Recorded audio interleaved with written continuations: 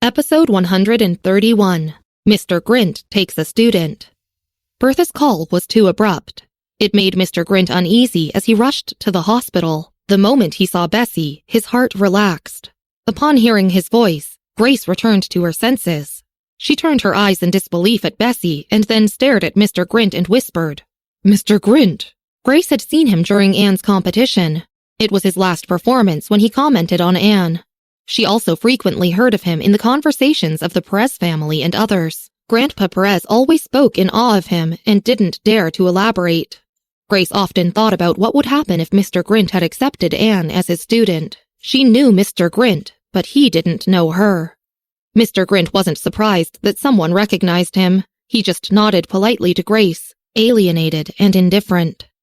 Bessy heard the familiar voice and turned around. She saw Mr. Grint at a glance. A middle-aged man stepped up and stood beside him. He arrived just behind him and followed him inside. "Mr. Grint, why are you here?" Bessy asked with surprise. She paused and pivoted away from him. She didn't know what expression to show towards him.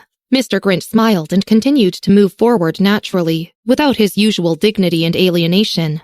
Even his tone was natural as he said, "If the mountain doesn't come to me, I go to the mountain." He didn't mention Bertha. "Didn't I say after next year's SATs?" Bessy knew he was talking about accepting her as a student. "Did my grandma ask you to come?" Mr. Grint smiled calmly. "You finally relaxed, so of course. I have to keep a tight eye on you.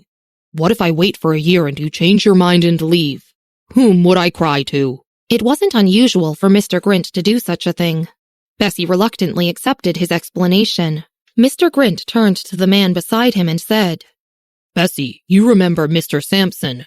The middle-aged man beside Mr. Grint respectfully spoke. "Bessy." When Mr. Grint spent the 6 months in Fairfield trying to persuade Bessy to be his student, the middle-aged man introduced himself to him and got to know her. He knew how much Mr. Grint sacrificed for this apprentice, so he was very respectful to her. Bessy nodded and smiled. Then she greeted him politely. "Nice to see you again, Mr. Sampson." The three of them talked as they walked towards Bertha's room. They talked as if they had known each other for years. It wasn't difficult to understand from their conversation that Bessy and Mr. Grint had known each other for many years, and Mr. Grint had come for her. The most important thing was that Bessy still seemed to hesitate about it. Grace stood on the spot like a piece of wood, shocked at what unfolded. Thunder seemed to flash in her mind. Did she just see Mr. Grint in Chicago? And how was it that he knew Bessy and wanted to accept her as his student? Grace stared at the three of them as they entered Bertha's room. Mr. Grint was very prestigious in the Perez family, and here he was, being extremely accommodating to Bessy. She stood there without even the strength to press the elevator button. Grace knew that, based on the seniority status in Evanston, even the Anderson family couldn't compare with the Grint family. The Grint family not only had their social connections, but Mr. Grint's achievements in the violin field were simply beyond those of Mr. Anderson, not to mention most of the other upper echelon families. The gap was too wide. So Grace had thought more than once about what would have happened if Mr. Grint took Anne as his student. But now she saw that Mr. Grint had come from far away to Chicago to take Bessy as his student. To Grace and even to Evanston, this matter was enough to shake up the circle. Bertha told Grace that Bessy practiced the violin. But Grace hadn't taken it too seriously since Mr. Williams already stopped teaching her. Based on the education level, the teachers who taught Anne were much more advanced than those in Fairfield. The Smith family had always been generous regarding Anne learning the violin, and even her violin was custom-made for a fee of $5,000. No matter how much Grace thought about it, she never would have imagined that Mr. Grint would take an interest in Bessy and want to accept her as an apprentice. Grace pressed her shaking hand to her chest as she thought about how bright her future would be if Bessy agreed to it. But in the next second, Grace remembered the conversation between her and Bessy earlier. She sobered up instantly and felt her blood run cold. Grace stared down the corridor at Bertha's room and could almost feel the regret condensing together in her intestines. Then it felt like she swallowed her heart. If he had arrived 5 minutes earlier. Grace's hands stiffly pressed the button on the elevator. The Smith family's driver was waiting downstairs, and she returned home stiffly. She sat on the sofa. It was early winter, but she still poured herself a glass of ice-cold water from the refrigerator and sipped it down. Still, it couldn't cover the fire raging inside of her over the ordeal. Daryl and the others were still there. They came downstairs and were discussing finding a time to visit Bertha. This had been almost impossible in the past. Seeing Grace's strange expression, Daryl asked kindly, "What's wrong? Is your mother in a poor condition?" David also looked at her with concern. Grace put down the glass and shook her head. She looked very startled. They already had this attitude towards her because Mr. Anderson had accepted Anne as a student. What attitude would they show if they knew that Mr. Grint wanted to accept Bessy as his student? In the hospital, Bessy moved 2 chairs for Mr. Grint and Mr. Sampson to sit in. She leaned on Bertha's bed. Bertha leaned on her pillow, her face glowing rosily and looking very energetic. "Mr. Grint, I've troubled you to come down." Mr. Grint looked at her condition and his heart sank, but he hid it from his expression and laughed. "If I can get an impressive student by running down here, I don't mind going out of my way at all." They were extremely familiar with one another, so Mr. Grint naturally knew that Bessy didn't listen to anyone other than Bertha.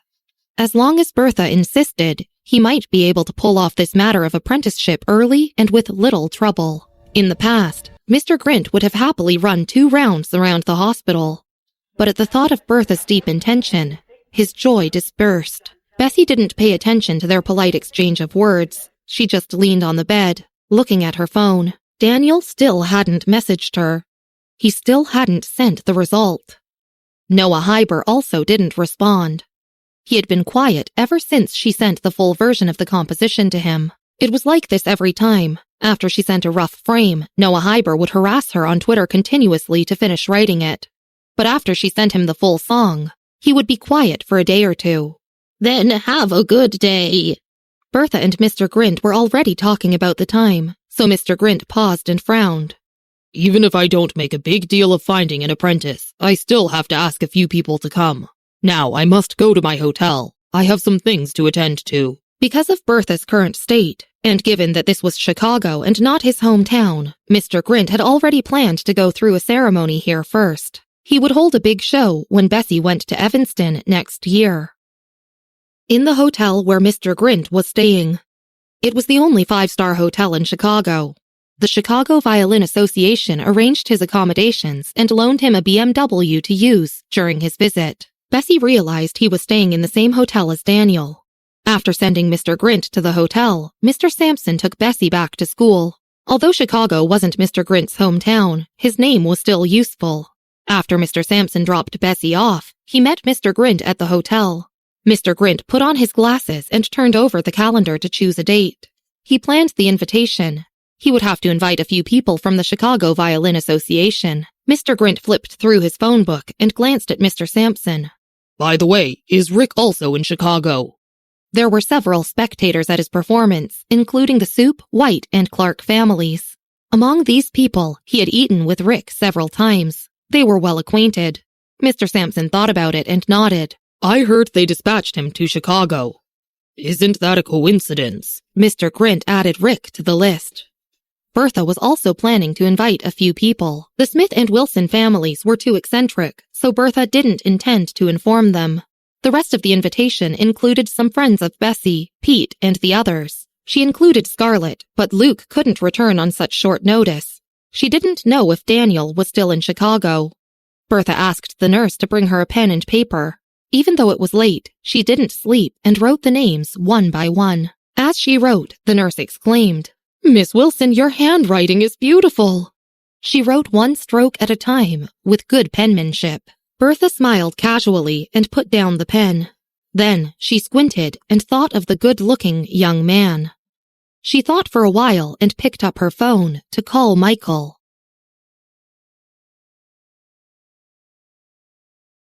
Episode 132. Banquet Guests.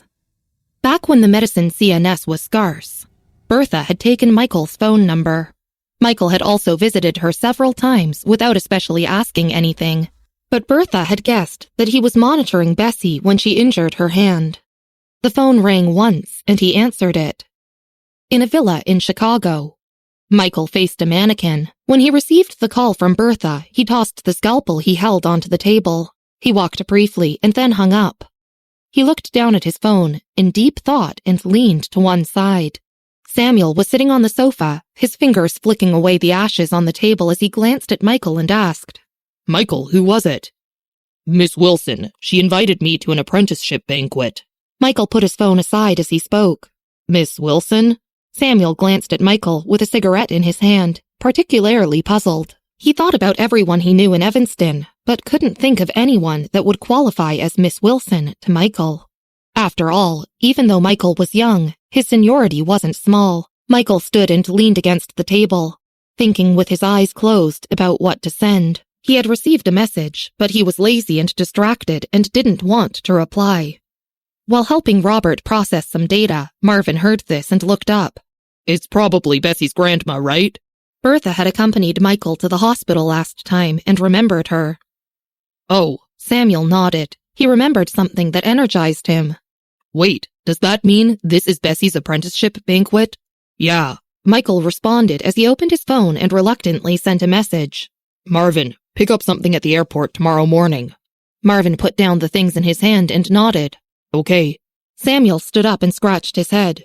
Why didn't she invite me? How could I not be there for Bessy's apprenticeship banquet? He snuffed his cigarette and picked up his phone to call her. Robert didn't attend any banquets and wasn't interested in Bessy's apprenticeship banquet. He put down the notebook in his hand and then leaned on the sofa, sneering. What hacker alliance? They're just garbage and useless. He had asked them to check on the news of Daniel. He was in Chicago. They couldn't hide online information forever. But who knew that the hacker alliance would tell him directly that he wasn't in Chicago? Bessy returned to her dormitory. Mary was playing games when she walked in. She turned her head slightly when she saw Bessy. Bessy, is your aunt okay? She's fine. Bessy opened the closet door and took out a towel and clothes to take a shower. Mary felt slightly relieved after hearing this. And then she said something to the boys in the game. Mary was playing in the arena with Paul and several other boys in the class. After her shower, Bessy dragged a chair over and sat down on it, turning on the computer while wiping her hair with a towel. The cell phone on her table lit up and she glanced at it. It wasn't a message from Daniel, but a message from Mr. Grint about the apprenticeship banquet. He and Bertha chose the date of December 3rd. It was next Tuesday, and there were 2 or 3 days left. He also asked if Bessy had any friends to invite. Bessy didn't pay attention to calendars, so she readily accepted the date they chose. She looked at the last sentence that Mr. Grint sent. Bessy turned and glanced at Mary, her eyes squinting deep in thought. Bessy cared little about the apprenticeship banquet, but Bertha would probably like to see her bring friends over. Mary showed her winning hand with a flush, so the other players turned on the voice chat and the game ended quickly. After playing a game, Mary put down the mouse, put her hand on the keyboard and turned to look at Bessy. Bessy, do you want to play together? Bessy wiped her hair with her legs propped up casually on the table. She shook her head and asked, Do you have free time next Tuesday? Tuesday? Mary continued playing reluctantly after hearing that Bessy didn't want to join. I'm inviting you, Paul, and several others to a meal. Bessy threw the towel aside after wiping her hair. Mary smiled and supported her chin with her hand. Then I have time. Bessy nodded and clicked on her phone. Daniel already sent the result over saying nothing else. She looked at it and didn't understand what it meant. Noah Hyber messaged her again, but it was trivial nonsense, like usual. Bessy didn't care. If she invited Paul, then what about Gerald and the rest? She wondered if Toby was still in Chicago. Bessy leaned against the back of the chair and threw her phone on the table in irritation. In Kenneth's bedroom, several boys sat at their desks. He was the only one in class with a single room. It was big, had a proper setup, and even the table was large. The boys in class planned to play cards there because it was so spacious. Although Kenneth was a little cold, he was very generous about it and played with them sometimes. Paul looked up after receiving Mary's reply. Bessy doesn't want to play with us in the game. The 2 boys sighed. Wendy couldn't be more depressed. She felt extremely displeased when she remembered how she rejected Bessy the last time when she wanted to play for her. Kenneth turned away from his computer and looked down at his exercise book. Bessy wants to invite me to dinner on Tuesday. Paul looked at Kenneth and leaned back in his chair laughing. Kenny, do you want a free meal? Bessy asked for leave on Friday, and Kenneth occasionally looked over towards her empty seat in thought. Invite for a meal? Kenneth shook his head with little interest and continued to do the physical exercises. He was only halfway through when his phone rang. Kenneth picked it up and glanced at the caller ID before leaving abruptly. Anne? Everyone exchanged curious glances. After getting along for over 2 years, they knew Anne affected anything involving Kenneth, but recently, he seemed more indifferent. Paul nodded casually. Kenny is only interested in 2 things. Wendy laughed. I saw news of Anne on the internet recently, and she had 300,000 fans on her Twitter. I listened to her performance, and it's not bad. Someone posted Anne's performance online. Because of this, she became somewhat popular on the internet and gained a lot of fans. Recently, the school forum talked a lot about her. Monday. At noon, Bessy went to the school doctor's office. Samuel was sitting on a chair and giving medicine to a boy with a cold when he saw Bessy enter. Michael turned over a case file, holding a pen in one hand and a cigarette in the other, occasionally writing something. Bessy pulled a chair over opposite him, sat down, and leaned lazily on the table. Michael looked up and glanced at her, then stubbed out his cigarette and took 2 steps forward. He opened the window and waited for the smoke to dissipate before closing it again. He asked her about Andrea's condition. Bessy leaned back and said, Andrea's mental state improved so much that she wanted to go home yesterday, but Pete tried his best to prevent it. Michael knew about that and sat back to pick up the file again. He didn't read it and just leaned on the back of the chair before asking, What teacher did you decide to apprentice with? Samuel gave a dose of medicine to the boy. Hearing the question, he stretched his legs, kicked the table, and rolled his chair to the middle before pivoting it around to face them. Yes, Bessy. What did you learn from that teacher? Did you learn how to play games? He touched his chin, showing that it was possible. Bessy propped her chin with one hand and murmured, He's just an old man. Robert pushed the door open from outside. He pulled down the black scarf around his neck and said, What's the hurry? You guys can see him tomorrow. Harvey and Marvin entered immediately behind him.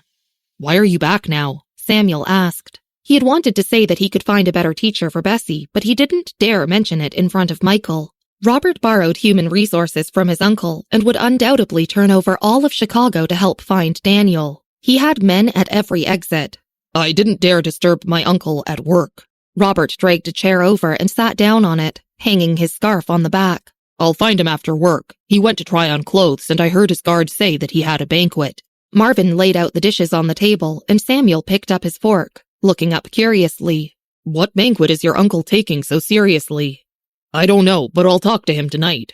Robert ate a little and answered indifferently. I won't go back to Evanston until I find Daniel. Bessy looked up and glanced at Robert expressionlessly. Robert didn't notice and picked up his fork before suddenly remembering something. There's a very famous person with the CIA in Chicago. I asked him to block all the exits. I don't think Daniel can escape from my clutches again. Mr. Grint decided on all the people to be invited.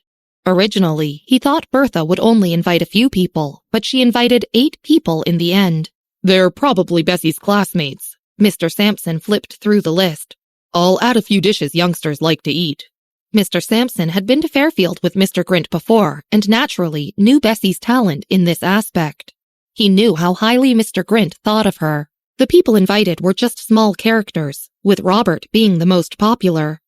Although it didn't satisfy Mr. Sampson, he settled with it for the time being. It would only be a big deal in Evanston, and he had already helped Mr. Grint choose the guests to invite to the banquet. The news of Mr. Grint's accepting a student alone was enough to shake half the industry, including the people from the Violin Association that Mr. Grint invited. The guests were enough to fill 2 long tables. Mr. Grint booked the banquet at the Hotel Kennedy Grand.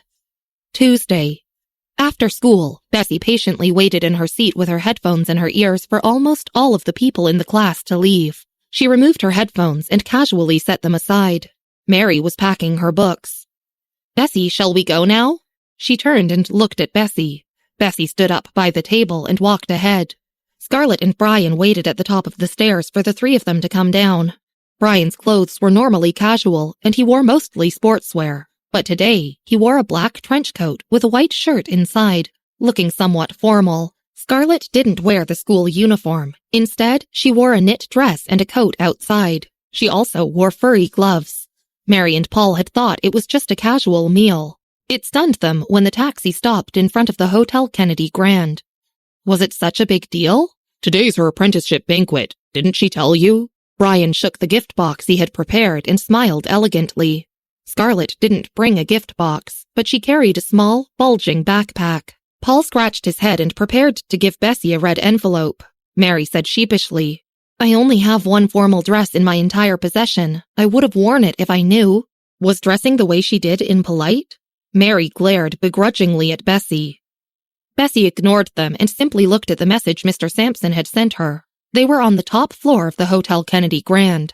The top floor was like the Heaven Lounge. There were 2 servers at the hotel entrance who asked if they were there for Miss Miller's banquet before politely taking them to the top floor. When they arrived, they found the room was large. The chairman of the Violin Association and several other key figures were already there.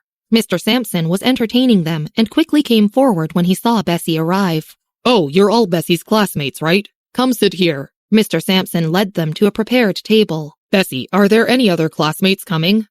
"There are still a few friends left." Bessy looked down at her phone and saw Samuel's message that they arrived. "They'll be here soon." Mr. Sampson nodded and smiled. "Mr. Grint went to pick up your grandma and will come back quickly." Paul carefully patted Brian's shoulder. "What teacher did Bessy study under?" He felt like the atmosphere was strange. Downstairs, Marvin parked his car. Samuel exited the passenger seat and looked at Bessy's message on his phone in surprise. "It's on the top floor. It looks like Bessy's teacher is richer than her." Michael also got out of the car and buttoned his coat without speaking. Marvin nodded. "Yes, he's indeed more impressive than I imagined." The 3 of them walked into the hotel. The 2 attendants at the entrance met them and respectfully took them to the top floor. One attendant knocked 3 times on the door, and someone opened it from the inside. Episode 133. A Look of Confusion. It was Mr. Sampson who opened the door. He was a little confused to see 3 young men standing outside. Of the 3 of them, Marvin was wearing a thin jacket in the thick of winter. Mr. Sampson could tell he was a well-trained man. As for Samuel and Michael, they looked rather laid back, but the air they exuded, especially from Michael, was fairly intimidating. "Are the 3 of you Bessy's friends? Please come in." Mr. Sampson was a little surprised to find out that Bessy's friends were like this. He knew Mr. Grint for the longest time and accompanied him to many events. He knew most of the people that attended. However, he didn't recognize any of the boys and decided there were way too many households in the capital. There was no way he could remember every family member. Michael was reclusive and stayed in most of the time. Although everyone heard of him, few ever saw him. His circle was the hardest to integrate into in all of Chicago. Samuel seemed rather familiar to Mr. Sampson, yet Mr. Sampson had no recollection of a Samuel or a person known as Mr. Bright. He knew Bertha inside out, but he vaguely knew of her children and grandchildren. He never would have expected any of them to have friends there, much less those from the Bright family. "Thank you." Michael straightened up slightly when he thought that Mr. Sampson might just be Bessy's teacher. The 3 of them followed Mr. Sampson in and soon saw Bessy and a few others sitting on the couch. "Bessy," Samuel said as he quickened his steps towards her. When he saw Scarlett around too, he smiled. "Your classmate is here too?"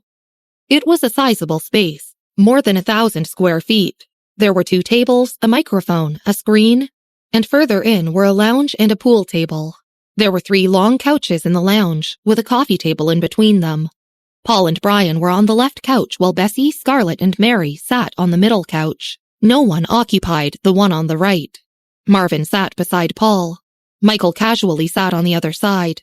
Paul was talking to Brian, but stopped when he saw Samuel and Michael. Paul remembered how his mother mentioned something about Michael. It wasn't much, but he remembered it clearly. Mary, Marvin, and Michael were familiar with most of them around here, not to mention Scarlett and Paul. Hence, nobody felt too awkward, even if they weren't all from the same circles. On the other side, a few middle-aged men whispered to Mr. Sampson before walking towards Bessy. After Mr. Sampson's introduction, they knew Bessy was the student that Mr. Grint wanted to take in.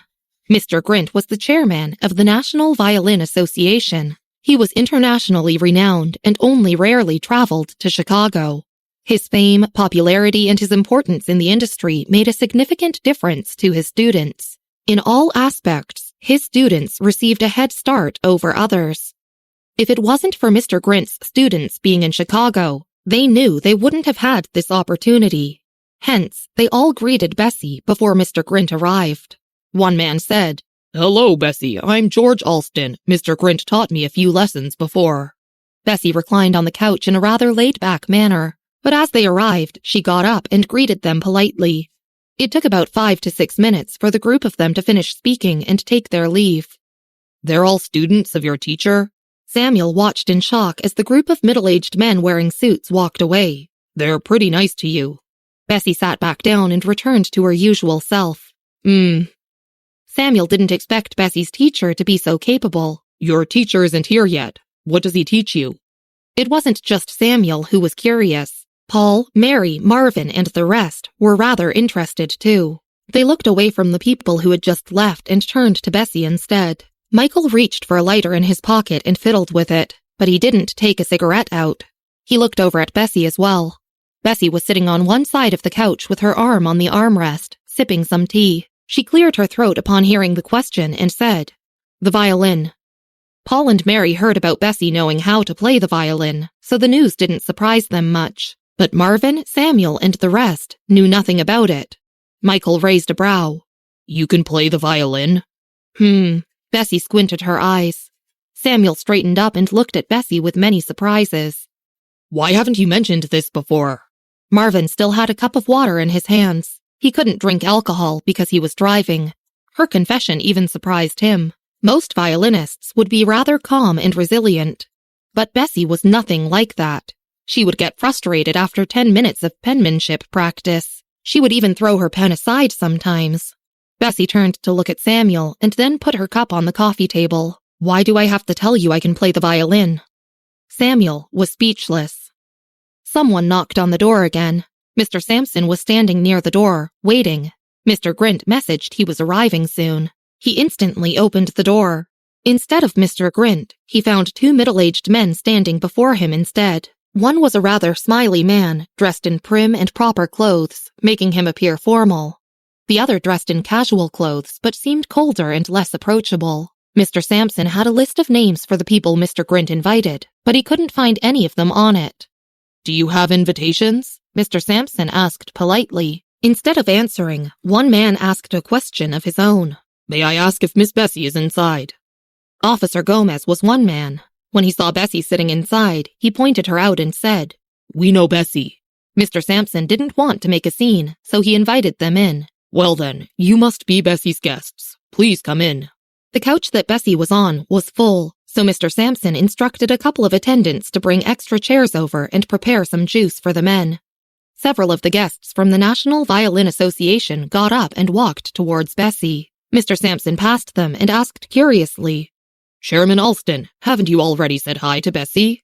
Mr. Alston replied sternly, "The mayor is here. It would be rude if we didn't greet him." Mayor Grant was a righteous man and rarely attended unscheduled events. Mr. Sampson was stunned.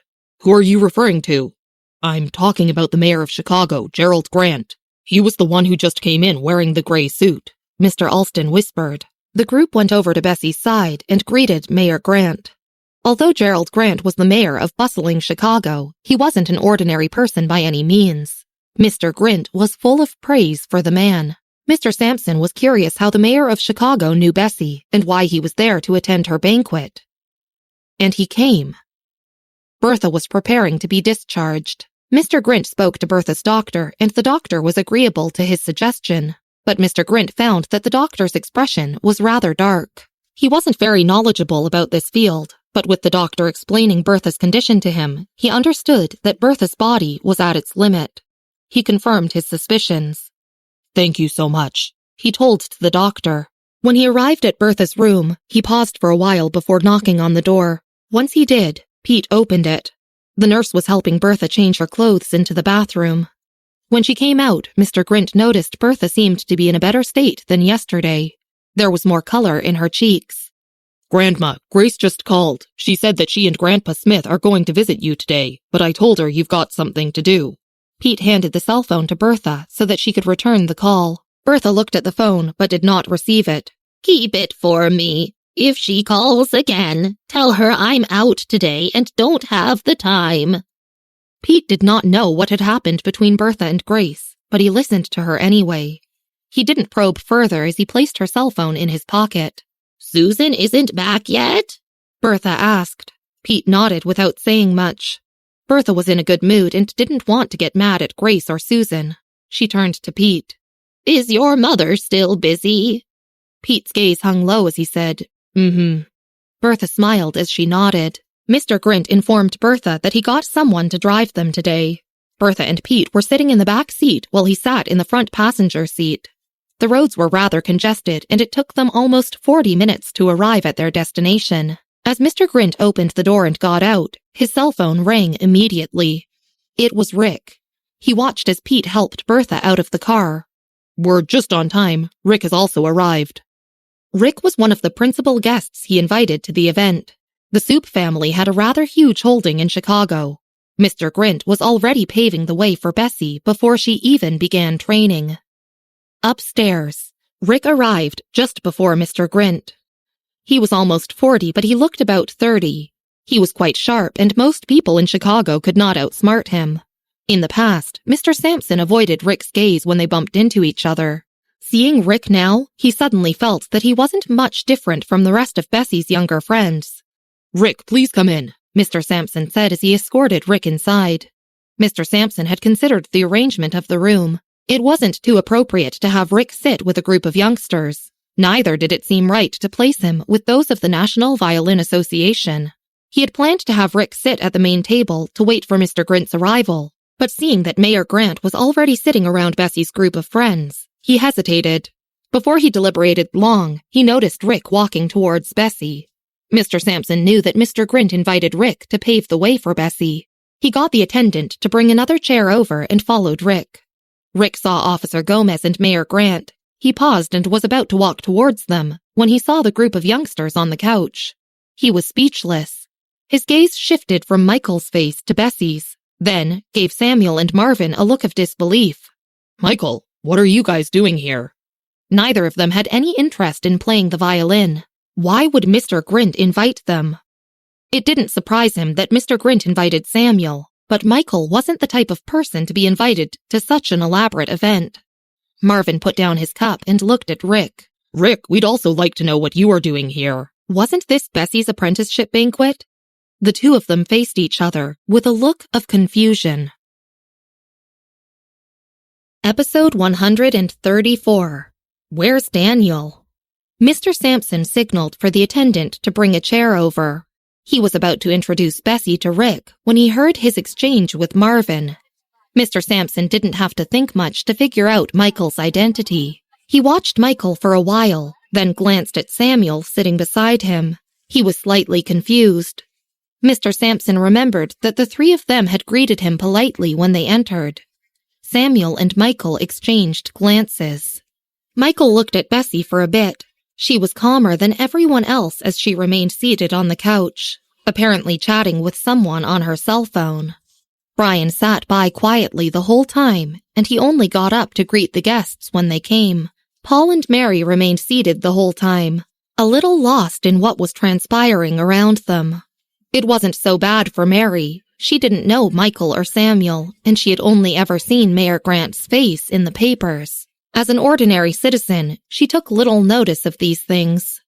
But Paul was different. He knew Michael and Samuel because of Kenneth, and he also knew Mayor Grant personally.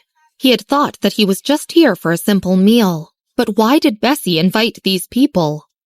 Rick, please sit. Samuel finally snapped back to his senses and gestured towards the chair that the attendant brought. He then asked a question he was dying to know the answer to. Who were you invited by? Upon hearing Samuel's question, Marvin kept his eyes on Rick. Marvin and the rest thought that Bessy's apprenticeship banquet was just a simple gathering. After all, Samuel had mentioned many times that Bessy and her friends weren't well-to-do at all. Who would have expected that things were so strange around here? He could understand why Officer Gomez was there, but Mayor Grant's arrival made no sense to Marvin. It was just an apprenticeship banquet. What was the ever-busy Mayor Grant doing there? And it wasn't just him. What about Rick? Rick sat in his chair and reached for a cup of tea on the table. He looked at the group of people on the couch, cleared his throat, and was about to say who invited him. That was when Pete, Bertha, and Mr. Grint arrived.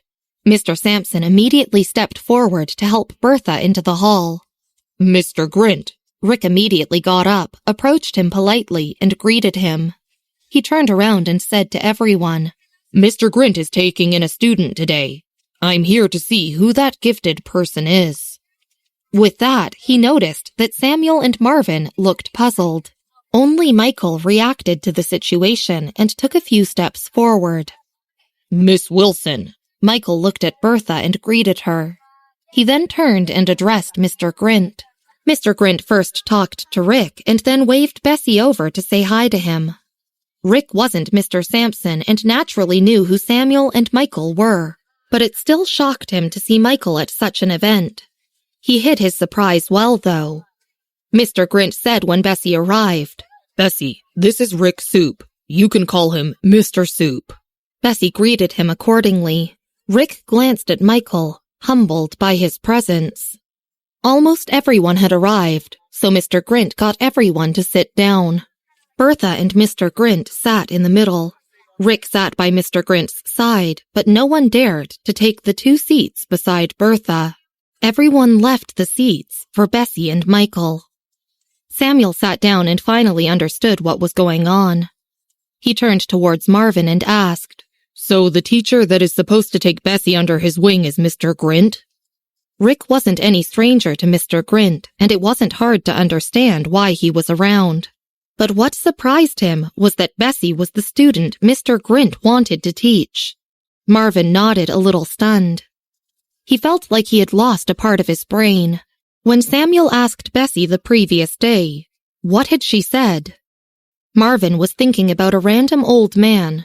Beside him, Mary, Paul, and a few others were discussing in hushed tones. Paul, have I heard about Mr. Grint before? His name sounds rather familiar, Mary whispered to Paul. But Marvin heard her. He poured himself a glass of cold orange juice and took a sip. This made more sense to him. Mary seemed more like the sort of person Bessy would be friends with. Sounds familiar? Paul asked. He's the teacher that Anne went to audition for and learn from. This was what Paul had heard from Kenneth. But Kenneth also said Mr. Grint didn't accept Anne, so she went to another teacher instead. Kenneth enjoyed playing the violin, and he had mentioned Mr. Grint to Paul a few times before. Back then, Paul explained that this Mr. Grint was well-renowned. After all, Anne's violin skills were top-notch at Brightbow High School. Hence, finding out that the teacher Bessy was going to learn from was none other than Mr. Grint was a shock to Paul. He picked up his cell phone and sent a message with an entire line of exclamation marks to Kenneth, expressing his shock. Kenneth replied with a single question mark. Paul replied, You will never guess who Bessy is being apprenticed to. Kenneth did not send another message. He simply wasn't interested. Paul couldn't hold it in and turned to Brian instead. What you said the other time, was it true? You said you heard someone playing the violin better than Anne. Paul didn't take it to heart when Brian used to talk about how Anne didn't play the violin well. He thought Brian was trying to sing a different tune from the rest to get Anne's attention. But Brian did not make any move to pursue her after that. Now, Paul finally believed that Brian had been speaking the truth. Brian simply looked at Paul like he was a fool. The ceremony wasn't really about the banquet. The main point was for Mr. Grint to pave the way for Bessy instead. Few of them were eating at the table. Miss Wilson, I'm Mayor Grant. Mayor Grant and Officer Gomez introduced themselves to Bertha and greeted her with respect. Bertha smiled at them. I know the 2 of you. Of course you're the mayor, Mr. Grant. And you, Mr. Gomez, are the police officer Bessy told me about. Officer Gomez nodded. Yes. Meanwhile, Samuel and Marvin, who knew their actual identities and backgrounds, were speechless when they heard they knew Bessy. Officer Gomez was a detective involved in investigations, but he could be considered a police officer as well. Rick coughed and almost choked on his food when he heard the introduction. Rick was involved in the incident regarding Stephen. Back then, he already knew of Bessy's existence, but he wasn't so interested in her. And now, looking at the group of people at the table, he couldn't help but realize that Michael, Samuel, Mayor Grant, and Officer Gomez were extraordinary people, whom most would never invite to an ordinary event. Mayor Grant had a promotion in sight, and soon he would be more than just the mayor. He was comparable to Rick himself. Rick met Mr. Grint the previous day, and knew he didn't invite these people. Rick took a sip of his whiskey and said, Mr. Grint, this apprentice of yours is no ordinary person. She was only in 9th grade. By the time she went to study with Mr. Grint, what would she be like? Their presence surprised Mr. Grint himself. He and Mr. Sampson had thought that Bessy's friends were just her classmates. But who would have expected that each one that arrived was more prominent than the previous? She was Mr. Grint's only student, and it was no wonder that Rick valued her.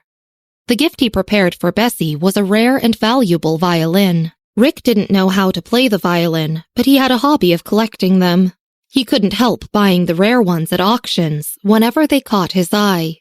I hope you'll be just like your teacher in the future. Rick smiled.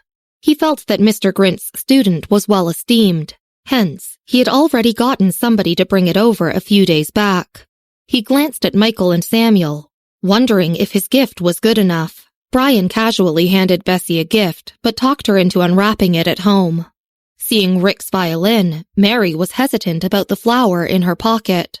Bertha was unusually happy today. Although the doctor hadn't allowed her to consume any alcohol, she didn't feel the least bit upset. She held the cup of tea in her hand as she looked at the people sitting around the table. I didn't expect that with Bessy's temper, she could still have so many friends. She was a kind old lady, speaking to Michael's group once in a while, then chatting with Mary, Paul, and the rest thereafter. She watched as Brian and Scarlett handed Bessy their gifts. Bertha leaned back in her seat. Bessy placed the gifts on a seat that the attendant had specially provided for the occasion. Michael sat beside her and helped her move her chair. Bertha scanned the table. Bessy, where's Daniel? He called earlier saying that he had some issues with the car and would be a little late. Why is he not here yet?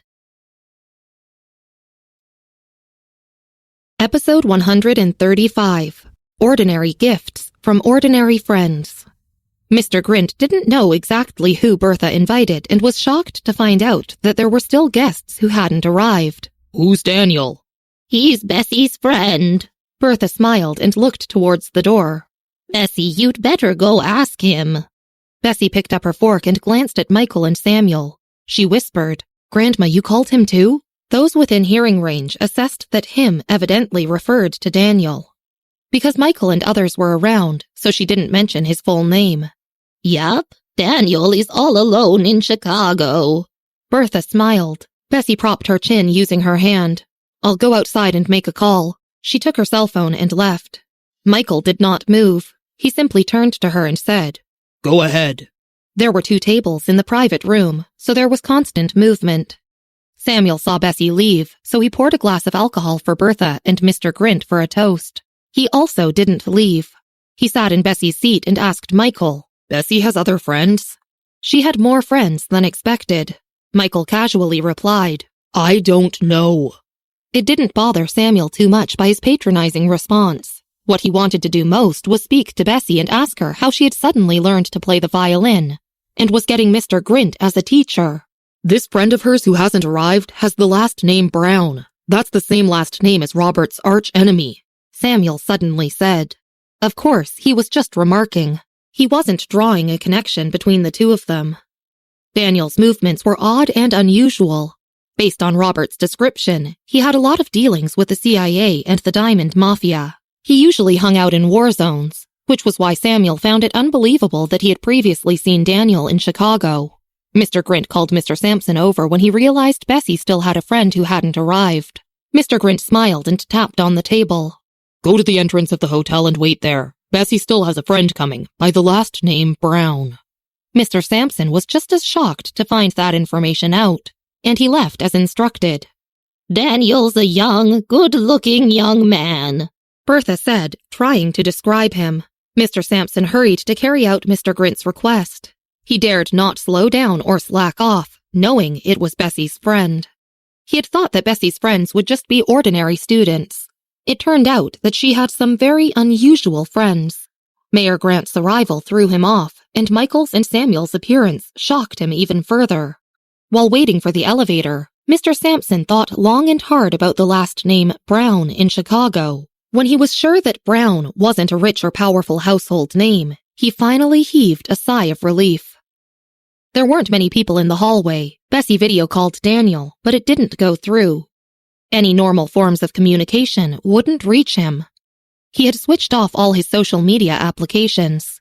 Bessy kept her cell phone and looked for the bathroom sign and then walked towards it.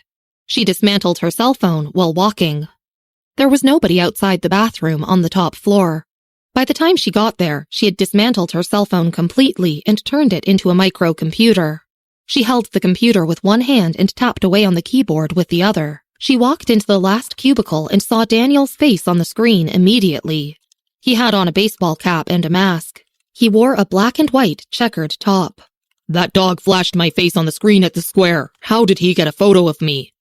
Although the photo was from a few years back, it had rather significant effects on Daniel's movements. Bessy never investigated him or asked around about his business. They both understood it well enough. What crime did you commit exactly? Bessy put the seat cover down and sat on it. He's been looking into it for years? I've done way too many terrible things. Back then in the Middle East, that batch of... Daniel suddenly paused. You're just a kid. Why do you care? He and Bessy knew each other online. Bessy had accepted his request. Back then, he hadn't believed that Bessy was underage. He trusted her when Wendy went to Fairfield. Fine, up to you, Bessy said casually. I'm here. The Hotel Kennedy Grand, right? Daniel took his mask off. The man at the entrance is someone with you? He took 2 steps forward and waved at Mr. Sampson. You must be Mr. Brown. Mr. Sampson paused when he looked at Daniel's terrible clothing. Come with me. Before Daniel followed him, Bessy's voice came from his earphones, saying, I advise you not to come. Why not? Daniel asked. Bessy casually said a few names to remind him. There are many people here. Grandma practically invited everyone she knew from Chicago. Do you know Michael? Or is the name Samuel familiar? How about Officer Gomez? You should know who Rick is. He knew Michael and Samuel. It was Samuel who called Robert. Officer Gomez was part of the police force and was currently being harassed by Robert. Rick was Robert's uncle. Rick lent all Robert's resources to him. Bessy was afraid that Daniel might regret it if he came up. Daniel was speechless. He whispered, How do you know them? I'm sorry, I have something to attend now. I won't be coming. Daniel hung up and handed Mr. Sampson a plastic bag from his pocket. Can I trouble you to pass this to Bessy? Daniel didn't wait for Mr. Sampson to respond. He tipped his cap downwards and fled the scene as if he was being chased. He didn't even have time to contemplate how Bessy knew these people. Mr. Sampson watched Daniel scurry off with a confused expression and then looked at the plastic bag in his hand. In the top-floor bathroom, Bessy disconnected her call with Daniel. She didn't leave immediately, but carefully set her computer on the coding screen. A ton of zeros and ones appeared all over the screen, moving as Bessy typed away. The photo that Robert screened wasn't hard to find. Almost 3 minutes later, Bessy deleted the photo streamed on the building at the square. She even deleted Robert's original files. She then tucked away her cell phone and walked out. At the same time, Robert was sitting on the couch, resting his legs on the table and making a call. Officer Gomez isn't back yet. When will he be? The other party said something in response, and Robert said nothing about the time of his return. He disconnected the call. How unlucky. Everyone's having a socializing meeting. Robert stood behind the technical personnel Rick lent him, who sat in front of a computer. Daniel's image was on the screen. The tech was trying to screen and publicize it using various channels. Suddenly, the screen went completely blue. Then it came back on again a few seconds later. Everything was normal, but Daniel's photo was gone. The computer screen darkened slowly. Just as the personnel thought it was going to become a blank, dark screen, a word suddenly flashed right in the middle in bold white font. Arrogance. Robert was stunned. What's wrong? He clenched his teeth in a seething rage. Besides Daniel, he had to nab this person backing him up too. The tech did not know what happened. I don't know, Robert. Do you have any other photographs of Daniel? When Bessy got back to the private room, Mr. Sampson had returned. Mr. Brown had something to attend to, so he left, he explained to Mr. Grint and Bertha. Bertha looked towards the door a little sadly. This child is always rushing about. Grandma, have something to eat. Bessy sat down and began scooping food into a bowl. Mr. Sampson remembered the bag Daniel gave him and handed it to Bessy. Bessy, Mr. Brown asked me to pass this to you before he left. He handed the plastic bag to Bessy. The words Giant Supermarket were printed clearly on the outside of the bag.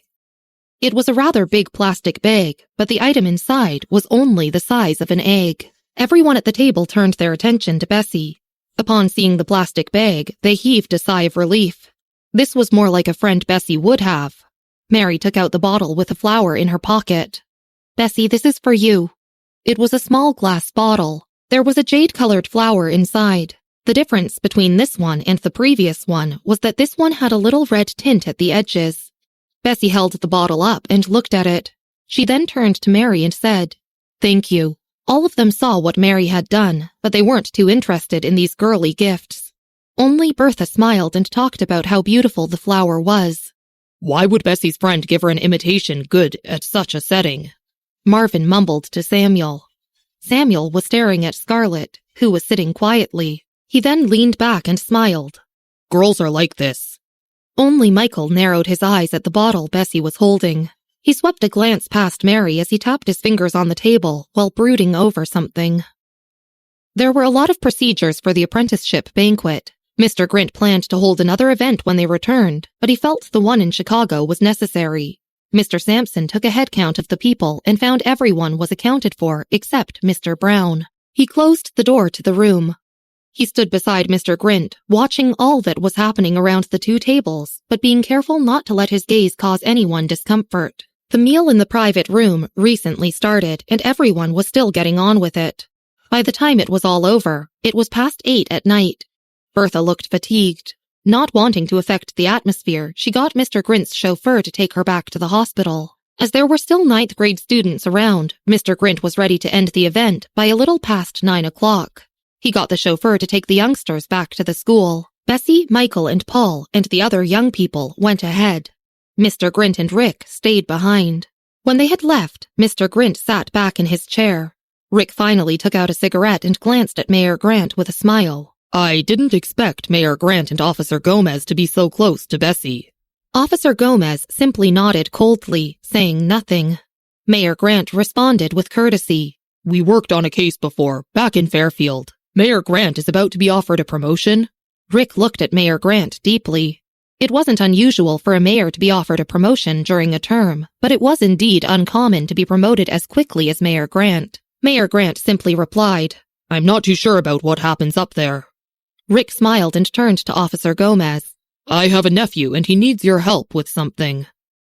There were 3 cars downstairs. Paul's family car was there for him. Bessy and Scarlett waited for Mr. Grint's car, so Michael and Samuel hung around too.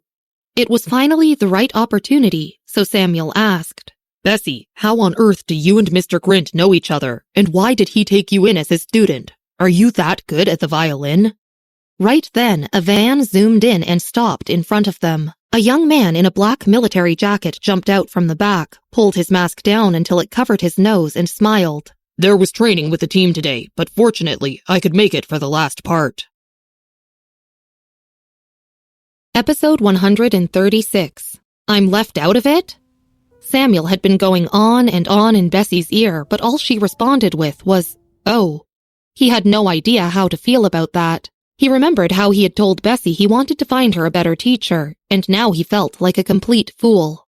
Given his reputation, the best he could have done was to find Bessy a teacher from the National Violin Association. None of them were in Mr. Grint's league. Samuel thought for a bit and realized that even his old teacher might not be able to achieve that level. The only person who could get someone like Mr. Grint was probably Michael, who would have been able to get Robert soup as well. Samuel didn't notice when the van stopped nearby. but he was interrupted by the young man who got out of it. His eyes widened and he couldn't believe what he saw. The young man had probably come in a hurry, as he was still in the Team OST jersey. He had taken his mask off and was smiling. How could Samuel, a loyal fan, not recognize Toby? There was a match against Germany in 2 days, and Devil City was the venue. Team OST seemed to want to move its headquarters from the capital to Chicago. They hadn't gone back to the capital at all this season. Paul's car had arrived, and he had already opened the door to get in, but upon seeing Toby, he closed the door. He and Samuel were different. He had bumped into Bessy and Toby before and had heard quite a bit from Kenneth about Bessy's past, so he was a lot calmer. "Sun God," he said. He even waved at Toby. Toby remembered Paul too and smiled kindly. "Didn't I tell you didn't have to come?" Bessy said. She had been looking down at her shoes, but upon hearing him arrive, she looked up and smiled. Bessy hadn't planned to invite a lot of people to the ceremony. Even Michael had been invited by Bertha, and he brought Samuel and Marvin along. Since so many people were already coming, she thought she might as well let Toby know about it too. She had told him it was just a casual meal. Since Toby had training that day, he had told Bessy that he would be there a little later than everyone else. He only knew that it was Bessy's apprenticeship banquet when he saw Paul's post about it. That was why he rushed all the way there, and he made it just in time. He handed Bessy a black bag. Bessy took it and said casually, "It's not 10 yet. Go back and finish your training." Toby looked at the group of people and asked, "When will you come to watch our match? I'll save the tickets for you, for the 3 rounds with Germany." "I'll see how it goes." Bessy shrugged. "It's at Devil City. I might not have the time." Toby left in a hurry. Bessy watched as the van left, and then placed the bag Toby had handed her into Michael's car. The gifts from everyone weren't suitable to be brought back to the dormitory. She returned to the group after putting the gifts in Michael's car and suddenly realized that Samuel's talking had ceased. It was rather quiet all around. She turned to face Samuel and saw that his brow was raised. Samuel and Marvin exchanged glances and then finally turned to look at Bessy. "Bessy, was that Sun God?" Samuel asked. "Yep." Bessy nodded and slipped her hands into her pockets. "You're very close to him?" Samuel looked at Bessy blankly. Bessy stroked her chin. "I guess." Samuel took a deep breath. He wanted to grab Bessy by the collar when he asked, "How did you get so close to him?" Samuel had turned up for Mr. Grint's event as a form of respect, but Toby was his idol. His demeanor had changed since seeing Toby. The car Mr. Grint had arranged for them arrived. Bessy opened the car door and let Scarlett and Mary get in first. She then glanced at Samuel and smiled. "We met while gaming. He's busy training today, so I'll introduce you to him next time." She got in the car, said goodbye to the rest of them, and told the chauffeur to drive off. Samuel only snapped back to reality when the car had left. "Gaming? She's not even as quick as me in the game, and she managed to meet the Sun God in the game?" Samuel scratched his head in agitation. His jealousy was clear as he said, "Doesn't that mean she's seen Sun God's secret technique before?" One of the best matches Toby had ever played was the one that first made him famous. That game was where the myth of Toby never losing got started. Paul was about to get back into his car. Upon hearing Samuel's words, he paused for a bit and turned to look at him sympathetically. This brat, if he knew that Bessy's skills were the best in Team OST and that she was the one member who had never shown herself, he would surely go mad, and if he only knew, he would feel like a fool. The rest of them had left, and only Marvin and Samuel remained, thinking about life. Michael was sitting in the back seat of the car, waiting for them. When he saw that Bessy's car had left, he took out a cigarette and narrowed his eyes slightly. A while later, he tapped on the car window, signaling to Marvin and Samuel that he was ready to leave. Marvin took the driver's seat. The night had been such a flurry of activity, he felt a little lost, even with his hands on the wheel. He turned the key and looked up, catching sight of the pile of gifts Bessy had left in the back seat. Bessy seemed to have left all her gifts behind. Marvin finally got his voice back when he saw the glass bottle hanging on the violin. Bessy's deskmate seemed to have brought a different fake flower this time. The previous flower had been the same color throughout, but this time the edges of the petals were a different color. Marvin thought this was probably due to subpar nurturing. Samuel was on his cell phone, bombarding Bessy with messages. When he heard Marvin's voice, he turned to the back and recalled the flower that Marvin had mentioned to him before. but he wasn't concerned about such things and quickly returned his gaze to his cell phone. Bessy didn't answer a single question he asked. She simply sent him Toby's Twitter handle. On the other hand, Paul had just gotten home. Mom, guess who I met at Bessy's apprenticeship banquet? His mother was sitting on the couch, playing a game on her cell phone. She didn't even turn her head when she heard him ask. She just said, "Change your shoes." Paul went back to the door and did as she asked. "Mr. Grint." Paul went over to his mom and lowered his voice. "And the 2 people from the school doctor's office that Kenny mentioned to me. Oh, and a person by the last name of Soup. I heard someone call him Rick, and there was also Mayor Grant." Her hands stopped moving for a moment when she heard Mr. Grint's name. It was a surprise, but it wasn't that incredible. But the names that came after were utterly shocking. Her finger slipped, and she was killed in the game. Rick Soup? His mother couldn't be bothered with the game anymore. She tossed her cell phone aside. "That's the Soup family, and the others must be from the Clark family and the Bright family." Paul scratched his head. "Clark and Bright families? Mom, why haven't I heard of them?" His mother side-eyed him. "Of course you haven't heard of them. Now, go and take a shower." Paul dragged his feet going upstairs while his mother watched him and said to herself, "He just gets to know these people by doing nothing at all." She thought for a bit and picked up her phone to make a call. "Mr. White." Principal White had taught Paul's mother before, back when she was studying for her doctorate. He also helped her out once after that. When Principal White first moved to Chicago, she had recognized him and Kenneth right away. She told Paul about them, and that's why Paul's attitude towards Kenneth was different from his usual attitude towards the rest of his students. Even when the incident between Bessy and Anne took place, Paul had chosen to compromise. Paul's mother greeted Principal White politely over the phone and told him about what took place that night. "Did something happen in Chicago?" she asked. She subconsciously tightened her grip on her cell phone. Every single person that Paul mentioned was like a time bomb in Chicago. Principal White was still in the Capitol, with his sharp eyes hidden behind a pair of glasses. He had been drinking a cup of tea while receiving updates from a few people when Paul's mother called. He got everybody to stop for a moment as he listened to her. He suddenly froze in his seat and then stood up. "Wait, what did you say?" "People from the Clark, Soup, and Bright families were there. Will they—" Her voice was filled with worry. "No." Principal White closed the file on his desk and said seriously, "What did you say before that?" "Before that?" Paul's mother thought for a while. "You mean what I said about Mr. Grint taking in—" "He's taking in Bessy as a disciple?" Principal White asked. "Yes?" Paul's mother said. Principal White hung up and stood by the window, deep in thought. One of his assistants cautiously asked, "Mr. White?" Principal White came back to his senses and wrapped his fingers around his cell phone tightly. "What time is it now? Are there still flights back to Chicago? Get me the earliest flight available." The assistant hurriedly checked for flights on his cell phone. Chicago was an ordinary city. Since it wasn't any special occasion or festival, there were only a few flights each day.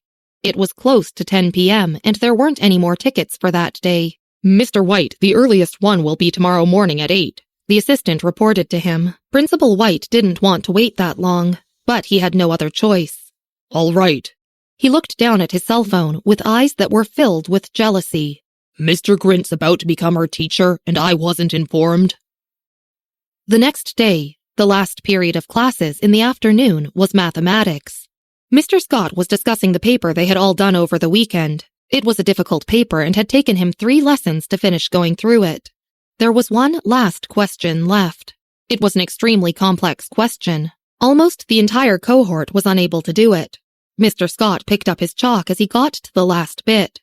Bessy wasn't too attentive in class. Besides the physics teacher, no other teacher bothered her. They would rather she sleep in class or just practice her penmanship. During this lesson, she practiced her writing stroke by stroke on her paper. Just as the class was about to end, she suddenly put her pen down and leaned back in her chair. She then took a look at the blackboard and tapped on her desk casually. Mr. Scott got shocked when she suddenly looked up. He suddenly stopped talking and looked at what he had written on the board, wondering if he had gotten a step wrong. He then wrote the last step down and looked at the final answer a little doubtfully. Bessy didn't say anything. Mr. Scott cleared his throat and began explaining again. When the bell rang, he finally heaved a sigh of relief. He dismissed the class and then took a few more glances at the board. Bessy headed straight for the school doctor's office right away. She still hadn't gotten her gifts from where she left them in Michael's car the previous night. Mr. Scott stayed behind for a little while longer. He took the chalk and went through his calculations all over again, only being put at ease when he found that there was no error. He then tossed the chalk onto the desk and left the class with the paper. He saw Principal White when he was about to leave. Principal White? Yes? Principal White looked past him and saw that Bessy wasn't in her seat. Bessy isn't around? There were only a few students in the class who hadn't left yet. Someone said, "Principal White, Bessy probably went to the school doctor's office." Principal White had even more mixed feelings upon hearing that. He nodded and thanked the student before making his way to the school doctor's office. When he got there, the door was ajar, and there weren't many people inside. Principal White knocked on the door. It was Marvin who opened the door. He had an empty teacup in his hand, all ready to make Bessy some tea since she had just arrived. Thinking it would be a student at the door, he was stunned to see the principal. Principal White? Episode 137. A Gathering with the Four Big Families. Marvin had heard about Principal White from Samuel and the others, but he had never seen him at the school doctor's office before. Still, he had seen way too many big shots in Chicago recently to be very impressed after the initial shock. Who are you looking for? Perhaps he was looking for Michael or Samuel? The Bright family and the White family were on neutral terms. However, it was the Clark family who had more dealings with the White family. The door was open, and Principal White could see Bessy was inside the room. Principal White turned his gaze from her back to Marvin. I'm looking for Bessy. Bessy? Marvin was a little surprised. He went back into the room and told her. Bessy, Principal White is outside. He asked for you. Bessy was holding on to the black bag that Toby had given her. Upon hearing Marvin, she put it down. Bessy then stood up and started to walk out, leaving Marvin slightly confused. He watched as she headed for the door. Kenny, he said in a hushed tone. Is Principal White very close to Bessy? Why's he looking for her? Samuel placed a bottle of medicine into the glass cabinet and turned around.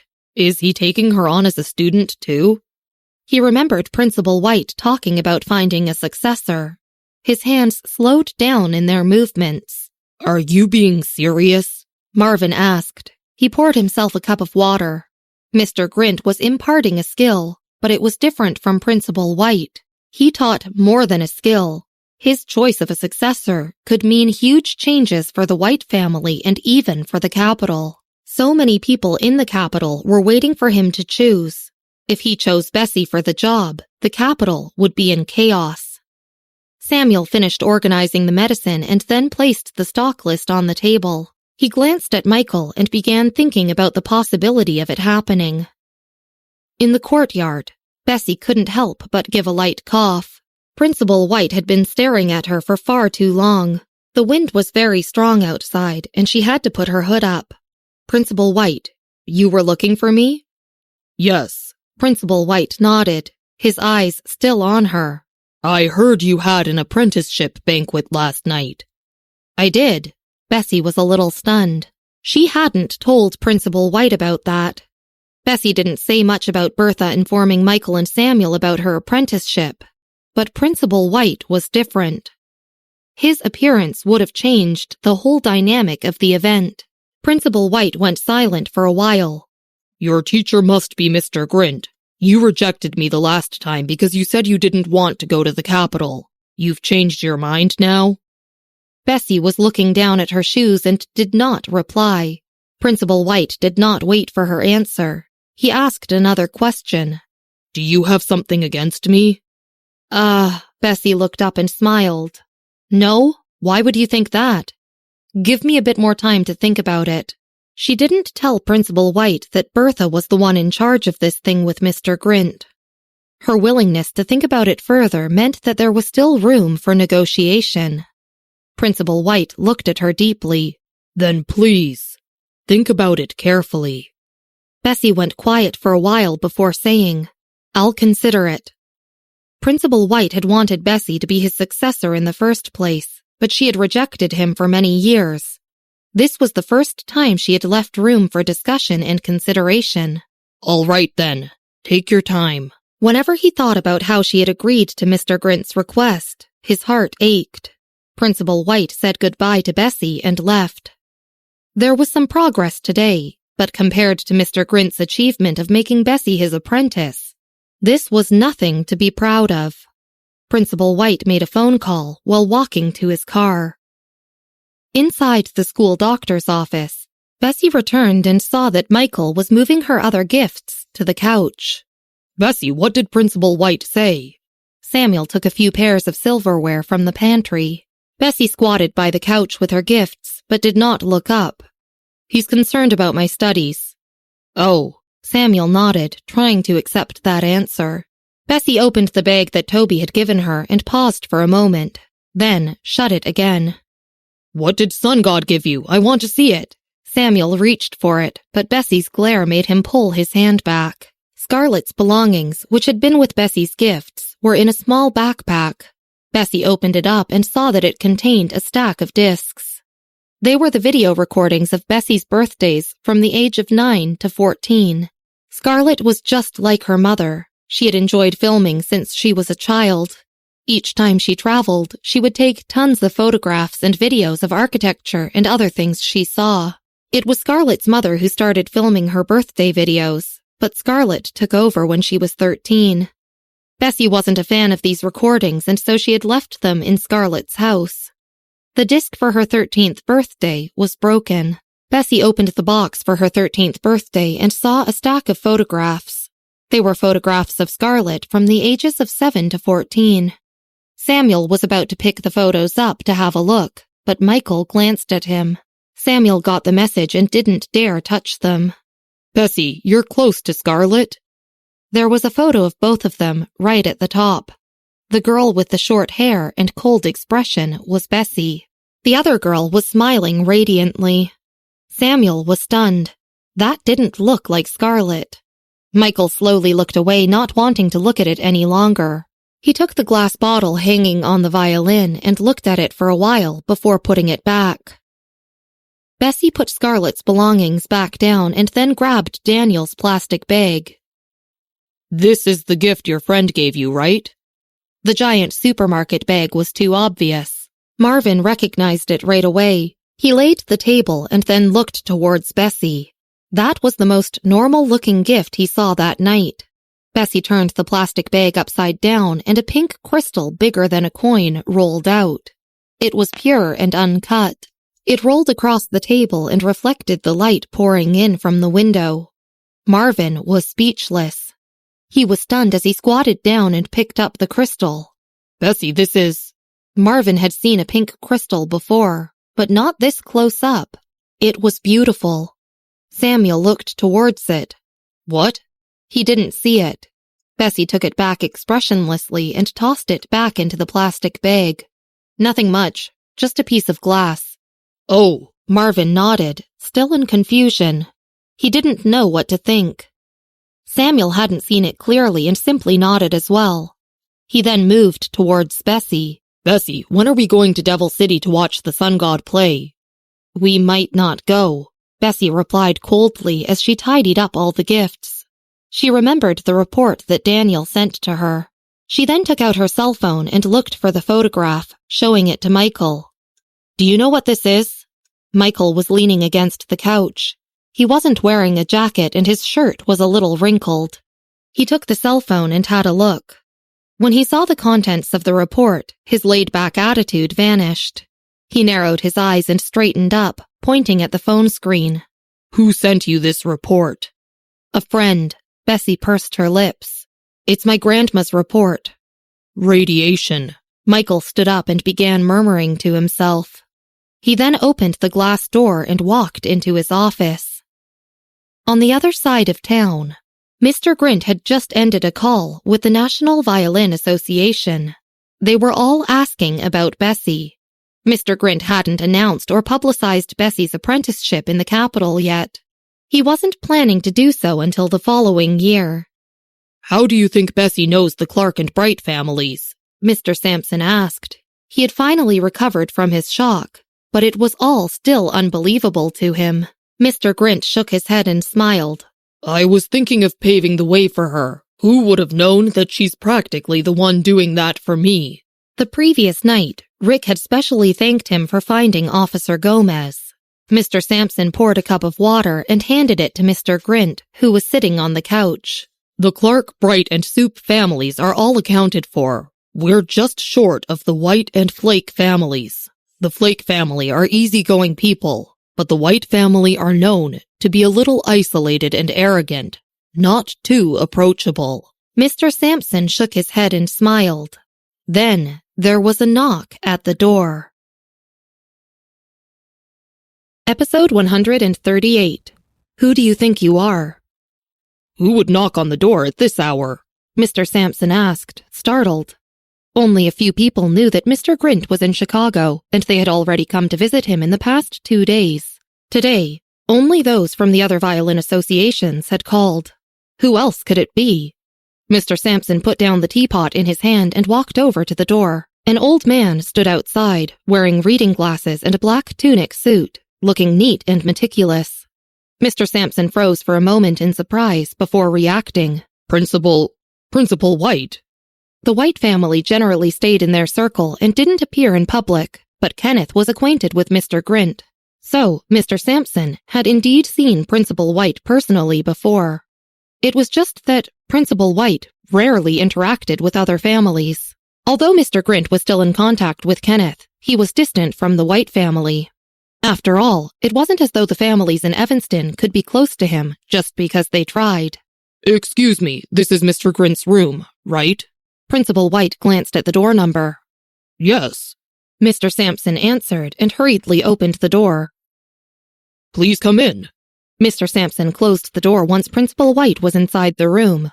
Mr. Grint, it's Principal White, Mr. Sampson announced. Mr. Grint, who had just put down his phone and was holding a glass of water, stood up and put the glass down in surprise. Principal White, please sit, he said. Mr. Grint also felt strange. He wasn't that close to the White family. Why was Principal White looking for him? Mr. Sampson poured a cup of tea for Principal White. Mr. Grint, I came on behalf of one of my students, Bessy, Principal White said, straight away while holding the teacup in his hand. I heard you accepted her as a student yesterday. Oh, so you're here to offer your best wishes, Mr. Grint said, surprised but managing to conceal it. It was because of Bessy again? Mr. Sampson was too shocked to move. A character like Principal White was also Bessy's friend?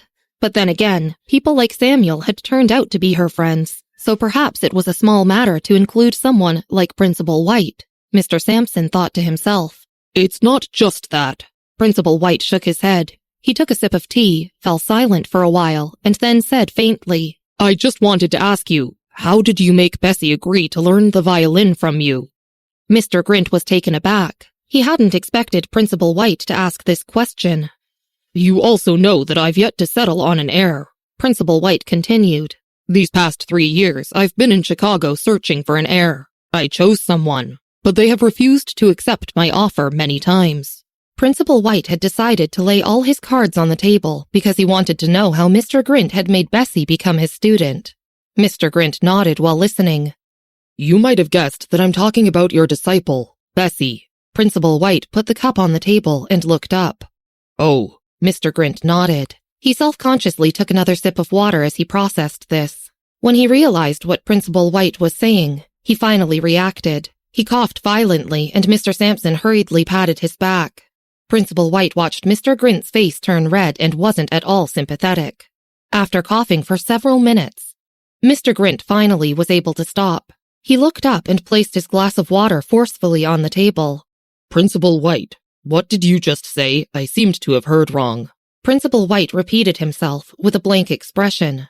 I know her temper well, Principal White said, looking at Mr. Grint faintly. I just want to know, how did you persuade her? Oh. Mr. Grint was still in a daze, and not quite in his right mind. You definitely can't persuade her. You have to ask her grandma to do it. Her grandma?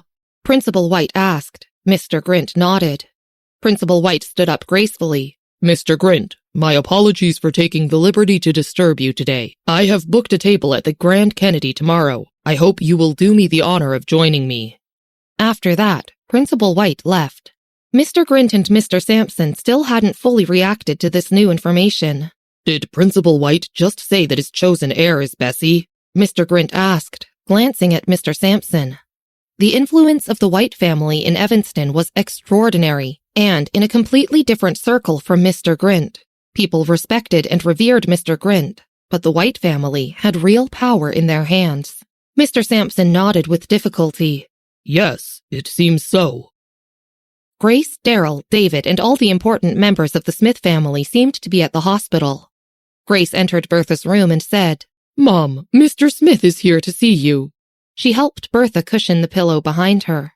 Bertha was low in energy and just glanced at them before coughing twice and saying lightly, "Thank you." Everyone in the Smith family except David and Darrell frowned at her attitude. In their eyes, Grace's family was riding Anne's coattails. Bertha was just a rural woman who could only live in the VIP ward of the hospital due to the Smith family's privilege. They wondered that she still thought so highly of herself. But they didn't say it out loud. Grace tried speaking more slowly.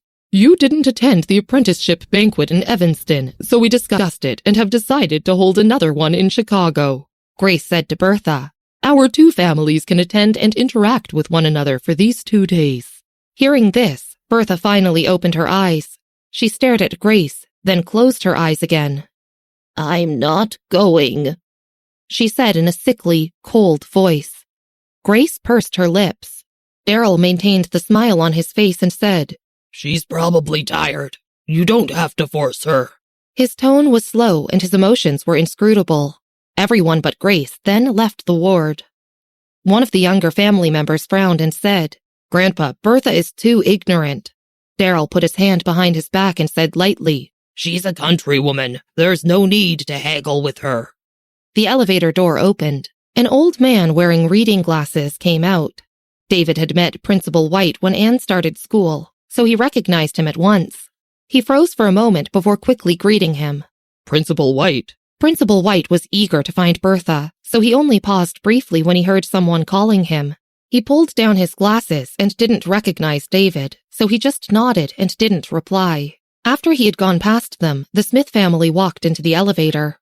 Once the elevator door closed, Darrell glanced at David. "That person just now, he's Principal White," David said in a low voice. 3 years ago, he became Brightbow High School's principal. I heard he's from Evanston, and every month an unknown person with a special license plate number comes to find him." Darrell was shocked and pondered this for a while before saying, "He came here because of the former principal's inefficiency." The students and teachers of Brightbow High School all knew this, so it wasn't considered a secret, but nobody knew who Principal White was. After all, in Evanston, searching for someone or even mentioning a name could get you blacklisted. "I've already arranged the banquet tomorrow. As for Bessy..." David stopped thinking about Principal White and paused at the mention of Bessy. Darrell glanced at him and was silent for a moment before saying, "There's no need to notify her." At first, Darrell wanted David to win over Bessy. However, because of the incident with Chloe, they had no choice but to side with Anne. At the moment, he felt thankful for that incident. Otherwise, the issue of choosing between the sisters would have still been unsolved, and they might have failed to please both. David sighed but didn't say anything else. In the school's medical office, Michael's table had a few more beakers and flasks on it than usual. He was also holding a test tube in his hand. Bessy had laid across the table and was practicing her writing. She had skipped her afternoon class. Mr. Scott had been very forgiving to her lately. Of course, all the other teachers except the physics teacher had been very indulgent to her. Although she was a little impatient, she still pursed her lips and wrote word by word. Robert was lying on a chair like a corpse. Samuel leaned on the sofa and raised an eyebrow at Marvin. "What's wrong with Robert?" he asked. "It seems the photo of Daniel he had on his phone got deleted by someone," Marvin replied, giving Robert a sympathetic glance. Robert had only one picture of Daniel, and it had been deleted. In this modern, digital era, very few people printed photos. If he had known Daniel had such a capable hacker supporting him, he wouldn't have courted disaster like this. He would have printed thousands of copies of Daniel's photo. "My uncle is busy again today," Robert said, covering his head with the pillow. He put his legs on the table, completely succumbing to his misfortune. He told me to contact Officer Gomez, so I went to his workplace a few times, but I still couldn't find him. At the mention of this, Marvin and Samuel looked at Robert with even odder expressions. Neither of them dared to tell Robert that not only had they seen his Uncle Rick last night, but Officer Gomez as well. Robert looked at the time on his phone and stood up. I'm going to look for Officer Gomez again, he said. He glanced at Bessy, who was still lying on the table. She has no class? It was almost 3 o'clock, according to the high school schedule. Shouldn't she just be getting out of her first lesson? Marvin said lightly, Her teacher doesn't care. Robert froze. Then he thought about how she had scored a total of 646, excluding physics, coughed, and left with his coat. Bessy finished another page. The phone in her pocket vibrated. She took it out absent-mindedly. It was a message from James.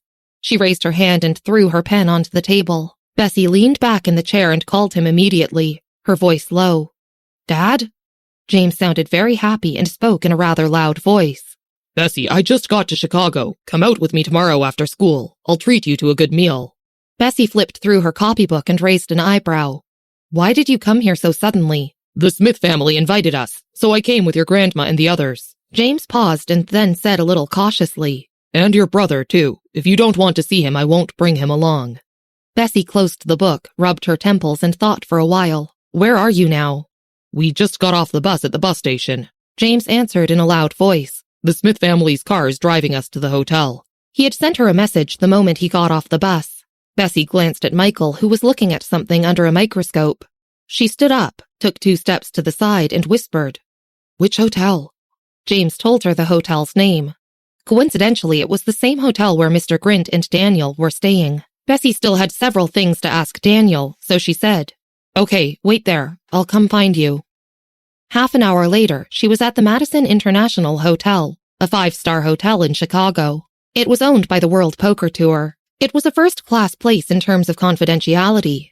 By the time Bessy arrived, James and all of the Wilson family relatives were all in the lobby. James was wearing a new trench coat and his face was a little tanned. He was anxiously saying something to a short-haired woman, nodding and bowing with a flushed face. A 10-year-old boy stood beside him. The short-haired woman stood beside 2 men in black, who seemed to be either assistants or bodyguards. The other relatives from the Wilson family stood very far away, as if they didn't know James. Bessy approached, frowning. What's going on? She asked. The short-haired woman glanced at Bessy and paused at how she was dressed. She raised a sharp eyebrow and didn't reply to Bessy. She just looked at James lightly and said, We'll wait for the police to come first. Bessy looked to the side and saw a young woman behind the bodyguards and the short-haired woman. It was rather cold, so she wore a coat over her dress. She had wavy curls and looked very charming. She was wearing black sunglasses and her face couldn't be seen clearly, but someone was taking pictures of her not far away, so she was probably a celebrity. Aunt Ruth was responsible for the Wilson family's accommodation, so she called David over and ignored Bessy. If this incident became a big problem, it would affect the Smith family the most. Her expression was dark and she looked extremely irritated. Tucker bumped Miss Simpson just now, and afterward her necklace was missing, so your aunt said Tucker took it. James said. Although Tucker is disobedient, he didn't do it. James pursed his lips. Bessy, don't stand here with us. The police are arriving soon. James didn't want to implicate Bessy. The rest of the Wilson family had already distanced themselves, and Aunt Ruth didn't even want to talk to them. Bessy was pretty clear on the situation after hearing this. She glanced at Tucker and said quietly, Wouldn't you know after looking at the surveillance video? Aunt Ruth glanced at Bessy and smirked a little when she heard Bessy say something only an ignorant country bumpkin would say. The short-haired woman glanced sharply at Bessy and suddenly laughed. Do you think you own the Madison International Hotel? Can you see the surveillance video when you like? Bessy raised an eyebrow after hearing this. Episode 139. The necklace is returned. World Poker Tour was low-key. Many companies were under the World Poker Tour umbrella, but none of them could be associated with the company. The Madison International Hotel was one of them. Everyone understood the World Poker Tour's regulations. No matter who you were, if you did business with the World Poker Tour, everyone was safe and all information was kept confidential. This was one of the reasons why the World Poker Tour quietly joined the 5 giant industries. so it was impossible to request the surveillance footage from the Madison International Hotel. They could only wait to file a police report. These things were considered unspoken rules.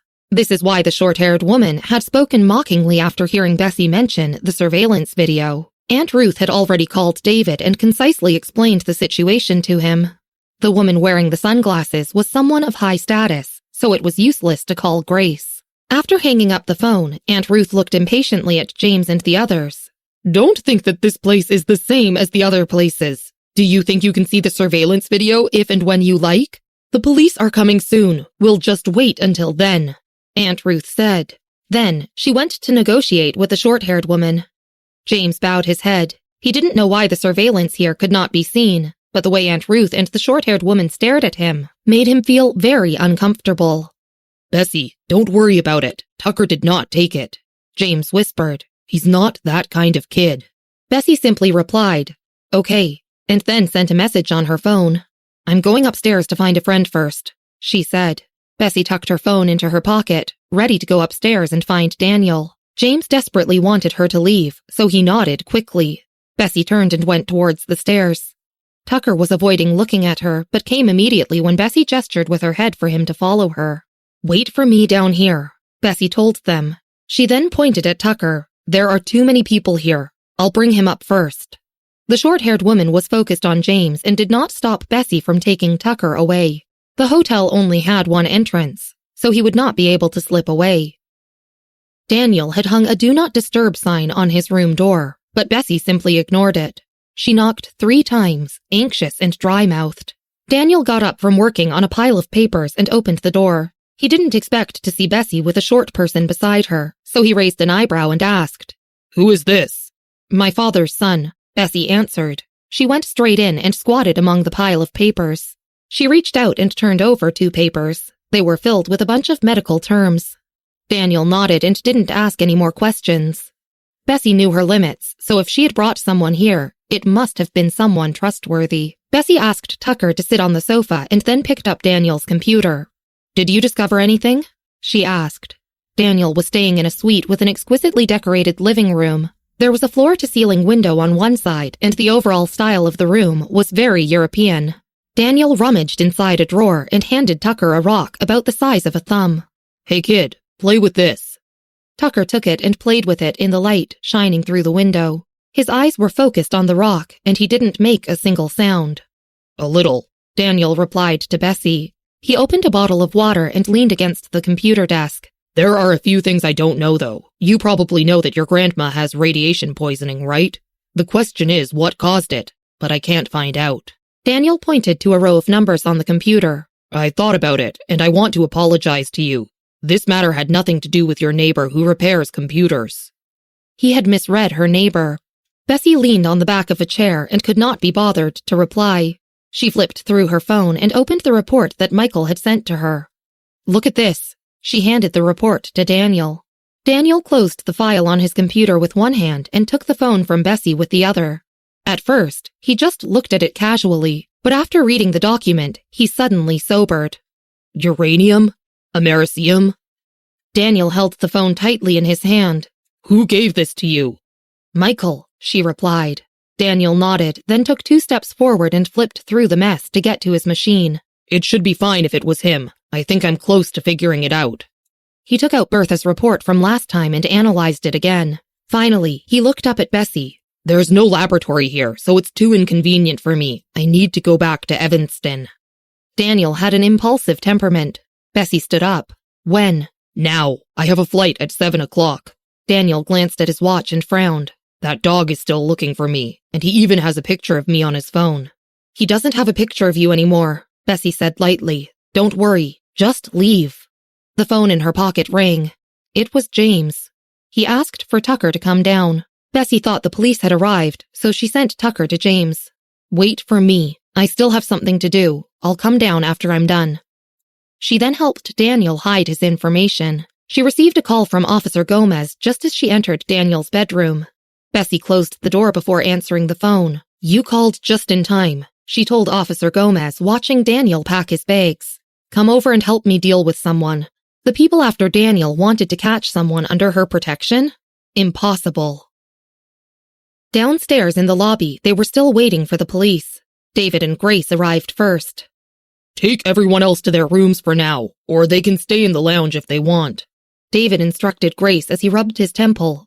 They can't all stand around here. He didn't even look at James's relatives. Instead, he negotiated with the short-haired woman.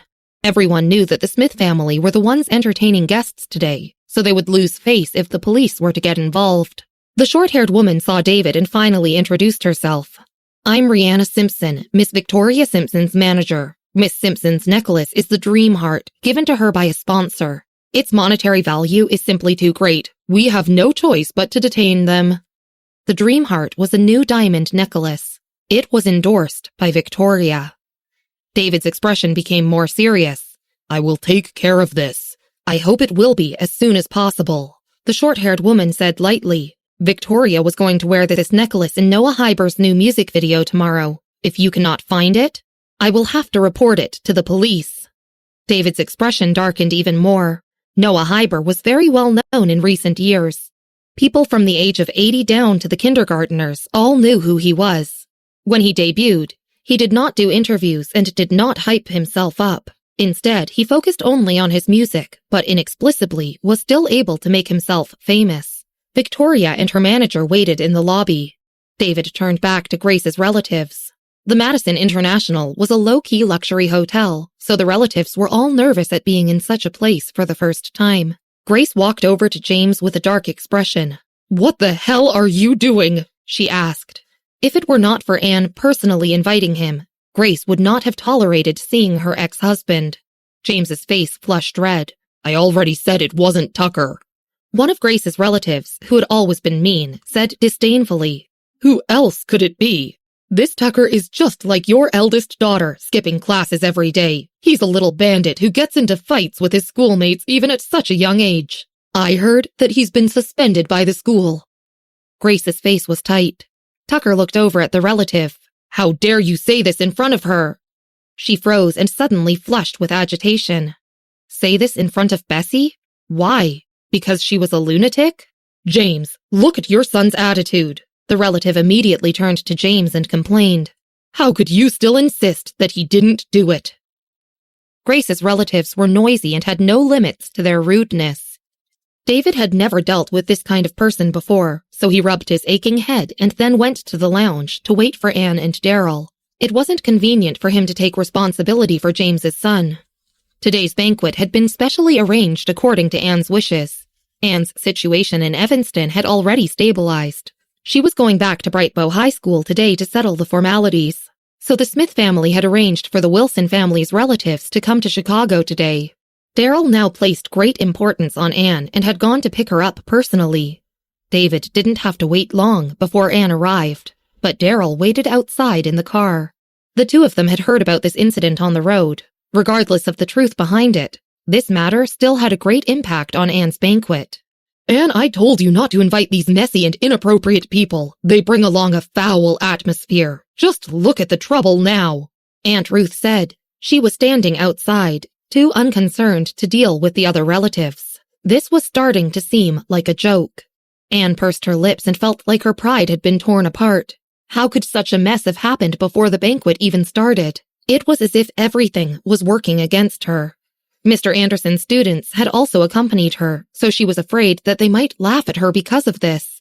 Anne's chest heaved and her anger raged inside. These relatives were so troublesome. Anne turned directly to Grace. Mom, what did Tucker say? Grace shook her head. He said he didn't take it. Aunt Ruth glanced at Anne and immediately said, I saw Bessy just now, too. Really? Shouldn't she be in class now? Anne narrowed her eyes. David was also stunned. He didn't remember telling Bessy about this. Moreover, with Bessy's character, she wouldn't have come even if he had told her. Aunt Ruth shook her head, paused for a moment, and then continued in a mocking voice. It's not surprising to see her here when she should be in school. In the Smith family, Aunt Ruth had often heard about Bessy's truancy and bad grades. Anne nodded and dropped the subject. She couldn't worry about Bessy right now. Grace's expression froze. She felt very complicated when she heard that Bessy had skipped school to come here. At that moment, the door of the lounge opened. Look, is this the diamond that the celebrity lost? One of the relatives held up a diamond about the size of a thumb and showed it to Grace and Anne. I took it from that little bandit, Tucker, and he almost bit my hand. She didn't know much about diamonds, but the stone was beautiful. Anne and Grace had spent many years in a prestigious family and could recognize diamonds, so they recognized the diamond at first glance. Anne's expression turned solemn, and she went in to find Tucker. Grace and David followed her. "Why did you steal from someone today? Did you think my life was going too smoothly?" Anne asked. She held the diamond and wished that she could smash it into Tucker's eyes. His eyes looked just like Bessy's. Tucker was silent. His eyes were red and he just grabbed at the thing in Anne's hand like a beast. James did not expect Tucker to be found with the diamond in his hand. He froze for a moment and then looked down at him. "Tucker Miller, where did you get that?" Anne was too tired to explain and just handed the diamond to Aunt Ruth.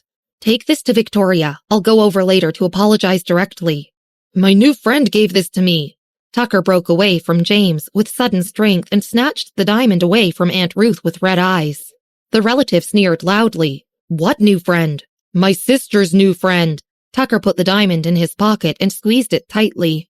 He stared at the people around him, alert like a cheetah. Anne froze for a moment and then pursed her lips. "You mean Bessy?" Tucker stared at her coldly and did not reply. Anne nodded. Then she turned to Grace and said, "Mom, you heard that. She skipped class to instigate Tucker to do this kind of thing to destroy my banquet. She simply detests me." Grace's mouth fell open. Anne turned towards Aunt Ruth and said, "Call the police." Grace's expression changed. "Anne!" David also spoke.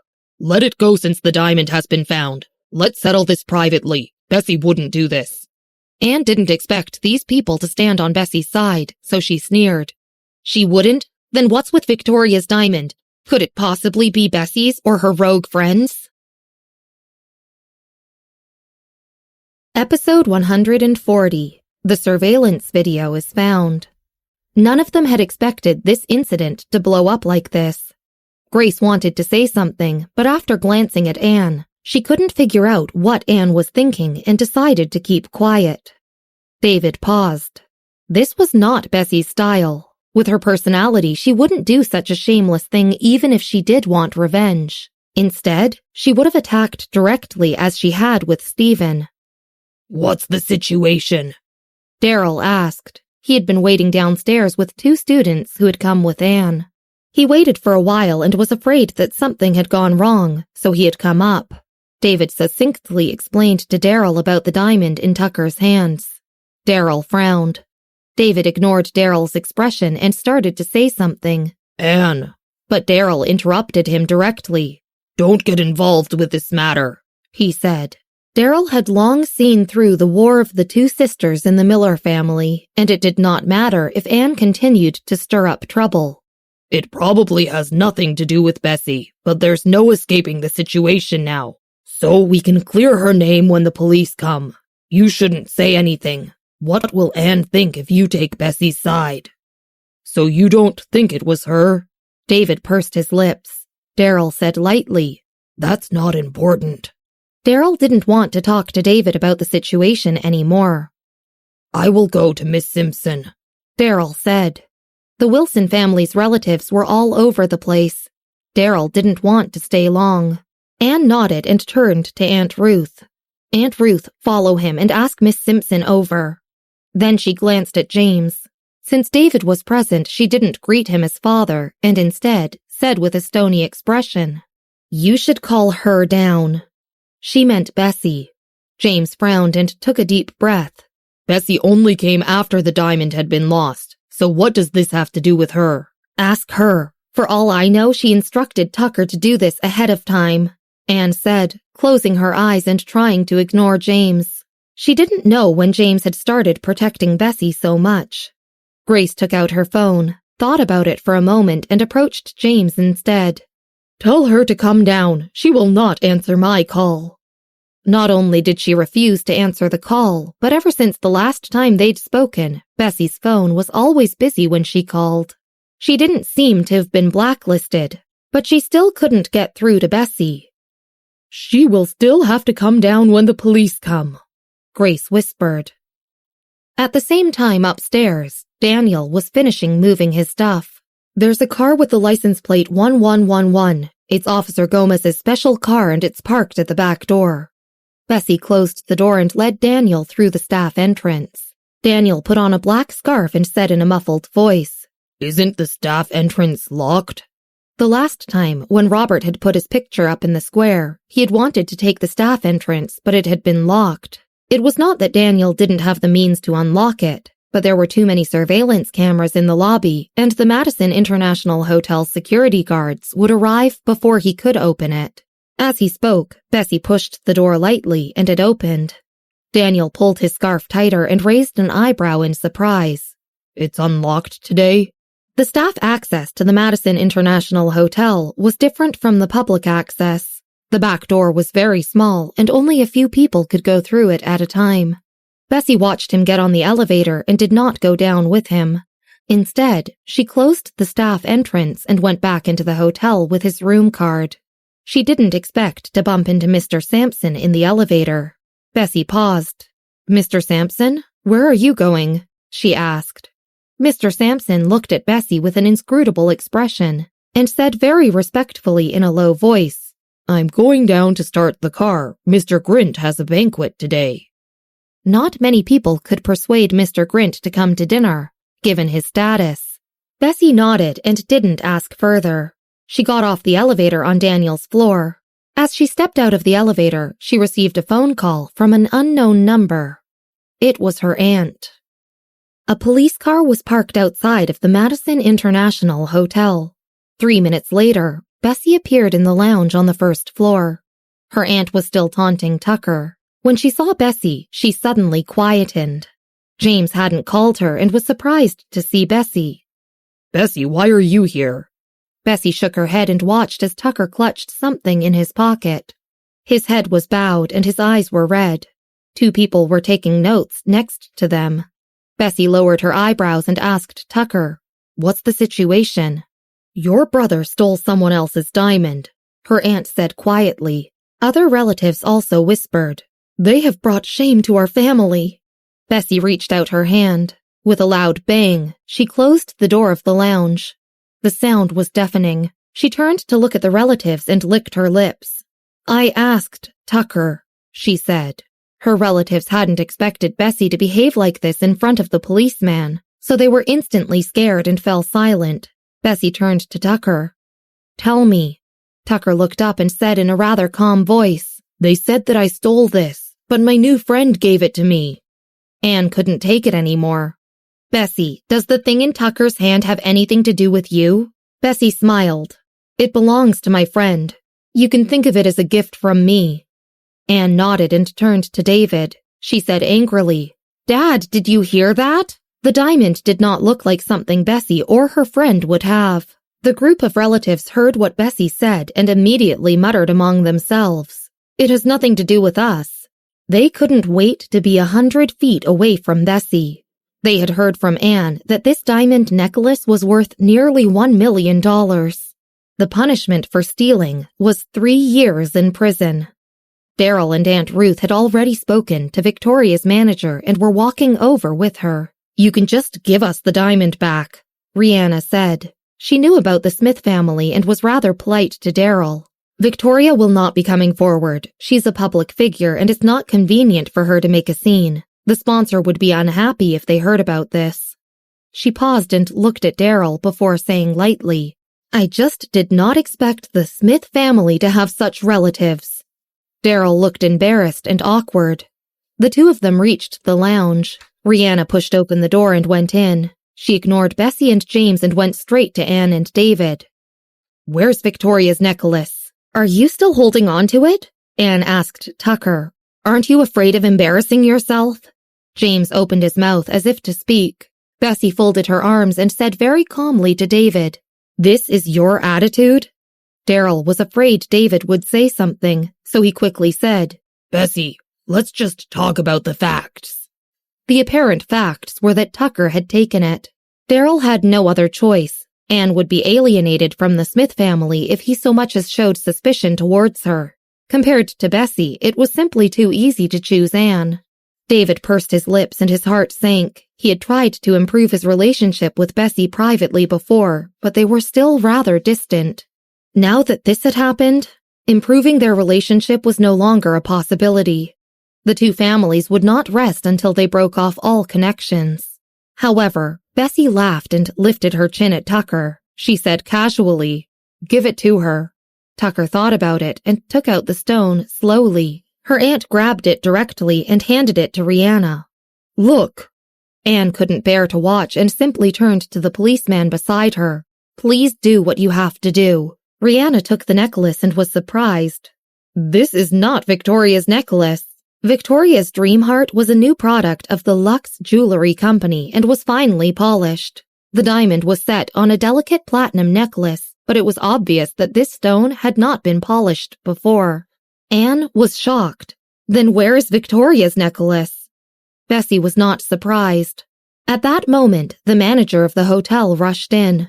Rihanna and Daryl both knew him and immediately greeted him politely. "Mr. Peterson." The Madison International Hotel belonged to World Poker Tour and was part of an elite circle, so nobody knew what kind of connections the manager had to the senior executives. Even in trivial matters, these two did not dare to treat him poorly. Mr. Peterson nodded perfunctorily without speaking. He walked forward quickly, panting and gasping for breath, perhaps because of his weight. He turned to Bessy and complained in a low voice. "Bessy, why did you come back downstairs? No wonder I couldn't find you when I went to the room upstairs."